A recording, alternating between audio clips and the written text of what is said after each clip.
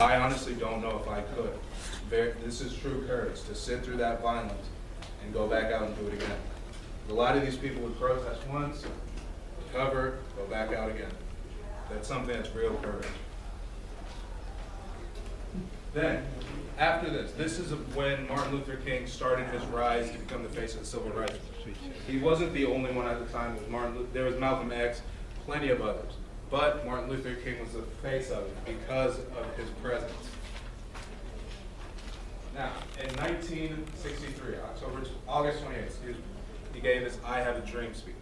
This speech was given on the, I believe, the 100th anniversary of the Emancipation Proclamation. If you know what that is, you can basically sum it up as what freed the slave. It was a declaration saying slavery is done, and these rights are now, everyone has rights. However, this protest was to say that no, black people and other minorities do not have 100% citizens' rights. We're still forgotten about. We have not achieved our dreams as a country. We have not achieved what the Emancipation Proclamation said. We've only achieved it for some of the people. Not everyone has access to these dreams. Now, I'll play this for you because it's always nice to hear it. I'm sure you've heard it before. You guys were here last year for our I Have a Dream Day. Definitely. So, you'll remember. I have a dream. I have the pleasure to present to you Dr. Martin Luther King, Jr.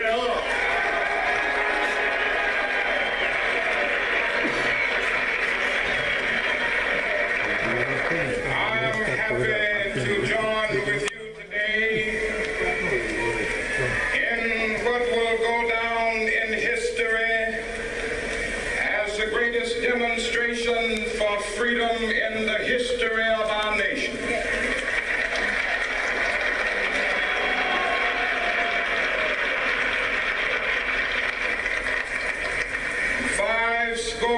Years ago,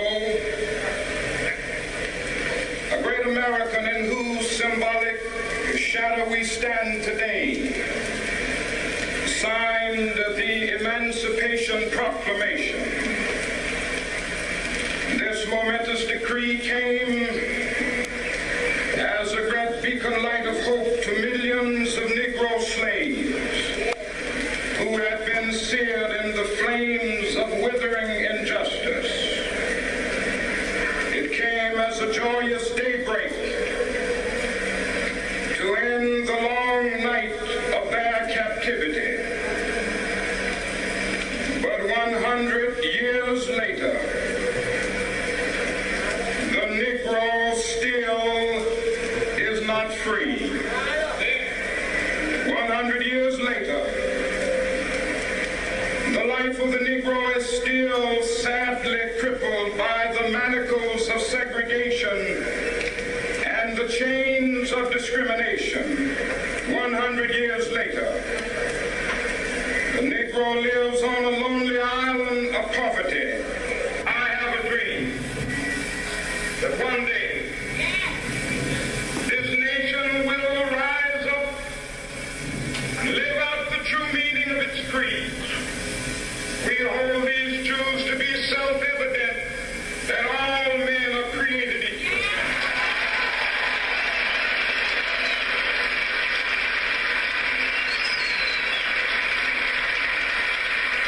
I have a dream that one day on the red hills of Georgia, sons of former slaves and the sons of former slave owners will be able to sit down together at the table of brotherhood. I have a dream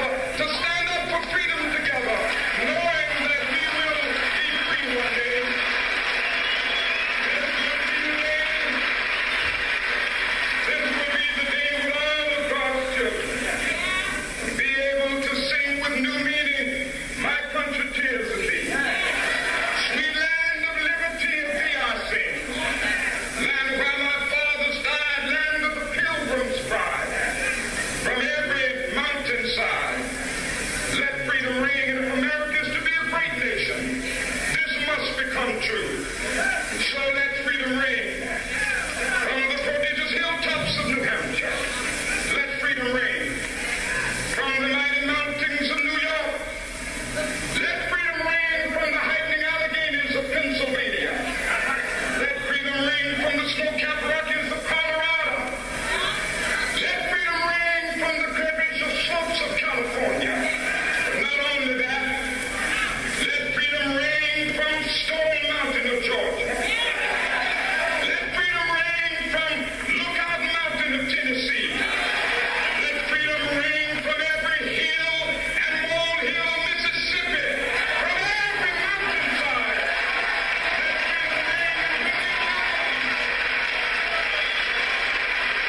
when we allow freedom ring, when we let it ring from every village and every hamlet, from every state and every city, we will be able to speed up that day when all of God's children, black men and white men, Jews and Gentiles, Protestants and Catholics, will be able to join hands and sing in the words of the old Negro spiritual, free at last, free at last, thank God Almighty. So, Great. I'm sure you guys have heard this before, but I just want to point out there are things in it that shows how great of a speaker Martin Luther King was. I'm not going to focus so much on exactly what he's saying and how he gets to it. Well, I'm going to focus on how. But I want you to, he mentions Mississippi and Alabama often because those were the most famous states for their segregation. It was their identity. It was their pride. They were proud to be segregated. They were proud to say, yes, we keep black people down. That's what they knew. That was their identity.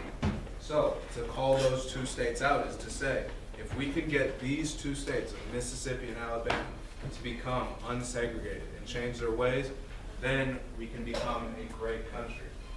And something that's really interesting that I didn't notice before was, he said, if America wants to be a great country, you guys have all heard, make America great again, I'm sure.